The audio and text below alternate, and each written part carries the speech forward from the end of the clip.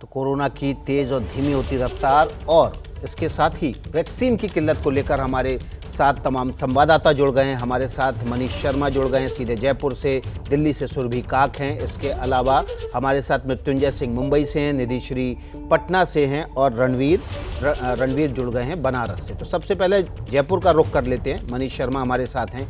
मनीष, सबसे ज़्यादा जो वैक्सीन की बर्बादी हुई वो राजस्थान में हुई। 1,66,00,000 वैक्सीन में से 11 लाख वैक्सीन बर्बाद कर दी गई। जी विकास, बिल्कुल। राजस्थान के कुछ जिले ऐसे रहे जहां पर वैक्सीन की बर्बादी जो तय मात्रा है उससे अधिक हुई। इसमें सबसे ऊपर नाम आता है चूरू जिले का। इसके अलावा कोटा जिला, ये दो ऐसे जिले हैं जहां पर 15% तक वैक्सीन की बर्बादी हुई। लेकिन दूसरी तरफ एक सुखद पहलू ये भी है कि राजस्थान वैक्सीनेशन के लिहाज से अभी भी देश के टॉप 5 राज्यों में बना हुआ है। वैक्सीन की किल्लत राजस्थान के लिए एक बड़ी समस्या है और इसी के चलते पिछले कई दिनों से कोवैक्सीन की सप्लाई बहुत कम हो चुकी है। इसी तरीके से कोविशील्ड को भी लेकर राजस्थान सरकार काफ़ी परेशान है। इस बीच विकास, सबसे अहम बात, जिस तरह से पश्चिम बंगाल की मुख्यमंत्री ममता बनर्जी ने एक देश और एक दाम को लेकर के केंद्र सरकार के खिलाफ कानूनी लड़ाई की तैयारी की है, ठीक वैसी ही कवायद राजस्थान में भी होती दिख रही है। राजस्थान सरकार सुप्रीम कोर्ट में जाने की तैयारी में है। मुख्यमंत्री अशोक गहलोत के निर्देशों का इंतजार है और अगर निर्देश मिलते हैं तो एक दाम एक वैक्सीन एक देश, इस फॉर्मूले को लेकर सुप्रीम कोर्ट का दरवाजा खटखटाया जाएगा।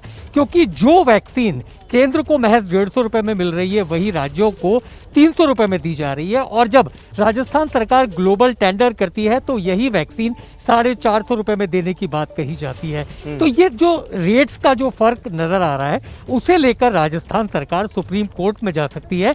जिस तरीके से पश्चिम बंगाल ने विरोध जताया है केंद्र के खिलाफ, ठीक उसी तरीके से वैक्सीन की दरों को लेकर के। जी विकास। जी मनीष, तो मनीष बड़ी जानकारी दे रहे हैं कि राजस्थान सरकार सुप्रीम कोर्ट जा सकती है। हमारे साथ वाराणसी से रणवीर जुड़ गए हैं। वाराणसी चलते हैं सीधे। रणवीर, एक अच्छी खबर बनारस से ये आई कि सबसे ज़्यादा लोगों को, उन लोगों को, अभिभावकों को अब टीका लगेगा जिनके बच्चे 12 साल से कम उम्र के हैं।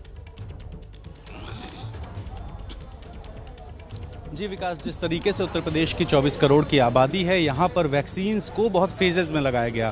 पहले 7 ज़िले, फिर 11 ज़िलों को ऐड करके 18 ज़िले और अब 1 जून से प्रदेश के सभी ज़िलों में वैक्सीनेशन होगा। मैं इस वक्त प्रधानमंत्री के संसदीय क्षेत्र में हूँ। यहाँ की स्थिति देखिए, कितनी बड़ी संख्या में यहाँ पे एक सेंटर पे लाइन लगी हुई है और इस तरीके से जहाँ जहाँ भी वैक्सीनेशन हो रहा है वहाँ पर लाइनें लगाई दिखाई दे रही हैं। और इस बीच में मुख्यमंत्री योगी आदित्यनाथ आज शाम को आ रहे हैं।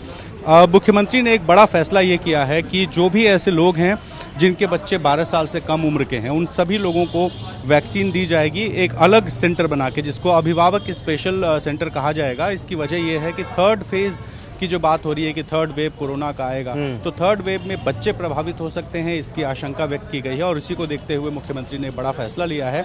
तो वैक्सीनेशन पूरे यूपी में 1 जून से होगा। अभी तक कुछ सेलेक्टेड जिलों में हो रहा है और ये इसीलिए किया गया क्योंकि वैक्सीन कम थी। और यूपी की बात करें तो ग्लोबल टेंडर हुआ है जिसकी डेट 31 मई तक बढ़ा दी गई है। तो उम्मीद है कि कोई विदेशी कंपनी भी आएगी जिससे जो समस्या थोड़ी बहुत है वो भी दूर हो जाएगी। हमारे साथ निधि श्री पटना से जुड़ी हुई हैं, उनके पास चलेंगे, लेकिन उससे पहले चलते हैं सुरभि काक और मृत्युंजय सिंह हमारे साथ जुड़े हुए। सुरभि दिल्ली से, मृत्युंजय मुंबई से हैं। मृत्युंजय का रुख कर लेते हैं सबसे पहले। मृत्युंजय, मुंबई में भी वैक्सीन की किल्लत के चलते क्या वैक्सीनेशन बंद कर दिया गया है? विकास जी, देखिए, कल रविवार का दिन था। रविवार के दिन पूरी तरह से वैक्सीनेशन बंद था, वैक्सीन उपलब्ध नहीं था। आज वैक्सीन शुरू किया गया है तो बड़ी शर्तों के साथ शुरू किया गया है। जिनकी उम्र 60 साल से अधिक है, जिनका दूसरा डोज पेंडिंग है, वो वॉक इन आकर ले सकते हैं। 26 तारीख की व्यवस्था की गई है। 26 तारीख तक के लिए ये सुविधा दी गई है कि जिनके पास में दूसरा डोज लेना है वॉक इन आकर ले लें। दूसरी बात, 45 साल के अधिक आयु वर्ग के जो फ्रंटलाइन वर्कर हैं, हेल्थ वर्कर हैं या जिनको कोई न कोई बीमारी है, वो लोग आकर वॉक इन ले सकते हैं। लेकिन बाकी लोग के लिए अभी वैक्सीनेशन बंद किया गया है और इसी वजह से ये तस्वीर है महाराष्ट्र के सबसे बड़े वैक्सीनेशन सेंटर की, जो आपको खाली नजर आ रही है। यानी कि बिना रजिस्ट्रेशन के वैक्सीन नहीं मिल रही है और अभी वैक्सीन उपलब्ध ही नहीं है। तो इस प्रकार की तस्वीर देखने को मिल रही है। और जो लोग दूसरी वैक्सीन लेने के लिए आ रहे हैं, यहाँ आने के बाद उनको बताया जा रहा है कि अब नया नियम आ गया है, अब आपको 84 दिन बाद आना है। तो अब बहुत से लोगों को ये भी नहीं पता था कि 84 दिन बाद का नियम लागू हो चुका है। तो पिछले हफ्ते वो आए थे तो उन्हें ये बताया गया था कि सोमवार को आना है, आज आ रहे हैं तो कहा जा रहा है कि आपको 84 दिन बाद आना है। यानी कि कुल मिलाकर महाराष्ट्र में जो रफ्तार है वो बहुत धीमी है। एक तरफ हम देख रहे हैं कि 3 लाख लोगों की मौत में 88,000 मौतें महाराष्ट्र से हुई हैं, 54,000 मौतें मुंबई से हुई हैं, लेकिन वैक्सीनेशन के मामले में बड़ा मुंबई महानगर जो है बड़ा धीमे नजर आ रहा है। और ये देश की आर्थिक राजधानी के लिए चिंता का विषय है, क्योंकि इतनी बड़ी आबादी वाला शहर है, मेट्रोपॉलिटन सिटी है, यहाँ पर वैक्सीनेशन तेज होना चाहिए, पर ऐसी तस्वीर नजर आ नहीं रही है। वैक्सीन की किल्लत साफ तौर पर देखने को मिल रही है। हम सबसे पहले निधि का रुख कर लेते हैं। निधि, बिहार में क्या स्थिति है? वैक्सीन क्या मिल पा रही है लोगों को, या वहां पर भी अभी भी किल्लत बनी हुई है? और देखिए विकास, सबसे पहले मैं आपको आंकड़ा बता दूं, बिहार में अब तक 97,97,000 लोगों का वैक्सीनेशन हो चुका है इन टोटलिटी, यानी कि इसमें सभी 18 से ऊपर जितने लोग हैं सबको। तो ये जो रफ्तार है ये बेहद धीमी है। 16 लाख डोज मई के महीने में बिहार सरकार को मिलना था, जो पार्ट वाइज मिला है। इस हफ्ते 2 दिन वैक्सीनेशन सेंटर्स पर वैक्सीन लोगों को नहीं मिला, टांग दिया गया एक बोर्ड जिसमें लिखा था कि वैक्सीन नहीं मिल सकती है। अब मैं आपको बताती हूँ कि मैं पिछले 2 दिन से मुजफ्फरपुर में थी, मैंने खुद वैक्सीन लिया। चूँकि मैं फ्रंटलाइन वॉरियर हूँ इसलिए मुझे वैक्सीन ईजिली मिल गया, लेकिन 10-10 दिन तक लोगों को स्लॉट्स नहीं मिल पा रहा है। ये पटना के ठीक बगल वाले ज़िले की कहानी है, मुजफ्फरपुर में शहर के का हाल है। पटना में क्या हाल है, ये 18 से 44 साल तक के जो उम्र के लोग हैं जिन्हें वैक्सीन मिलना है, ये सभी यहाँ पर लाइन में लगे हुए हैं और आज लोगों को वैक्सीन मिल रही है।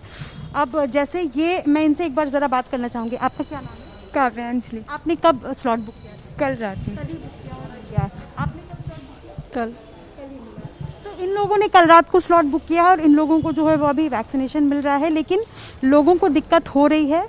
अब ये क्लियर नहीं चल पा रहा है कि इनके पास कितने दिन का स्टॉक है बिहार में, लेकिन इस हफ्ते 2-2 बार जो है वो वैक्सीनेशन सेंटर्स पर बोर्ड लगाकर लोगों को ये बताया गया कि वैक्सीन नहीं मिल रही है। रफ्तार धीमी है, फिलहाल यही कहूँगी मैं। जी, निधि बता रही हैं पटना से कि रफ्तार धीमी है, लेकिन उसके बावजूद लोगों को कल रात अगर स्लॉट मांग रहे हैं तो सुबह का स्लॉट मिल जा रहा है, ये ठीक है 18+ की उम्र के वर्ग के लोगों को। सुरभि काक का रुख कर लेते हैं। दिल्ली में एक बड़ा सवाल है, 2 दिन से वैक्सीनेशन बंद है। सुरभि, अब सवाल यही है कि वैक्सीन आखिर कब आएगी?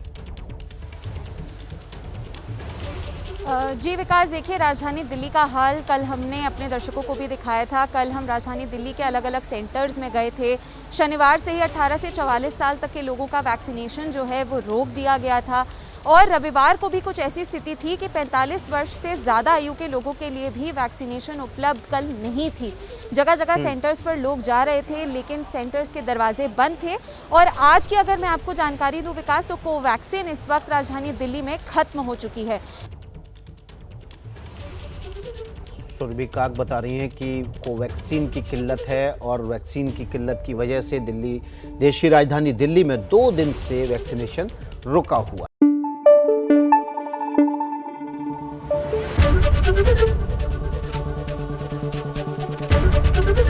एबीपी न्यूज आपको रखे आगे।